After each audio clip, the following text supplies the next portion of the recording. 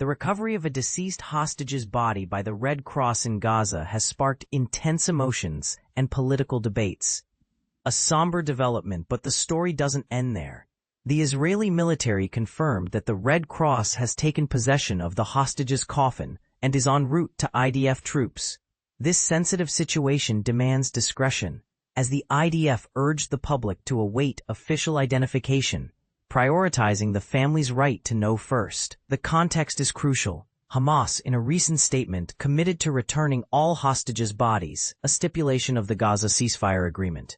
However, the reality is that only 9 out of 28 deceased hostages' bodies have been returned so far, along with the release of all 20 living hostages. But here's where it gets controversial. Israel is outraged that Hamas hasn't fulfilled its obligations, while the U.S. downplays any breach of the agreement. The IDF's posts on X provided no further details on the body's final destination, leaving room for speculation.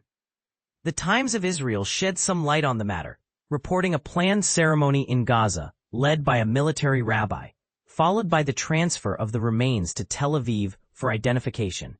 Hamas, for its part, maintains its commitment to the ceasefire and blames Israeli Prime Minister Benjamin Netanyahu for hindering their efforts to recover more bodies by restricting heavy machinery access in Gaza.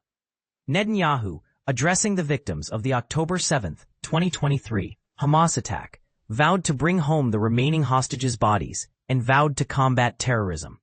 The ceasefire deal, brokered by U.S. President Donald Trump, saw the release of 250 Palestinian prisoners and 1,718 Gaza detainees from Israeli custody.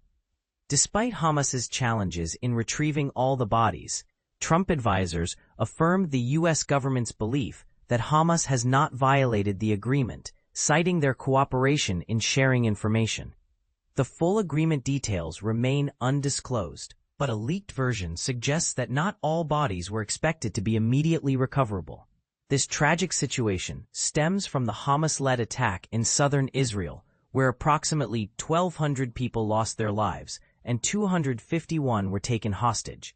The Israeli military's subsequent campaign in Gaza has resulted in a staggering death toll, with over 67,967 people killed, according to Hamas-run health ministry data, which the UN considers credible, and this is the part most people miss. How can the international community ensure that such agreements are honored? And what role should external powers play in facilitating these processes? The complexities of this situation demand nuanced discussions.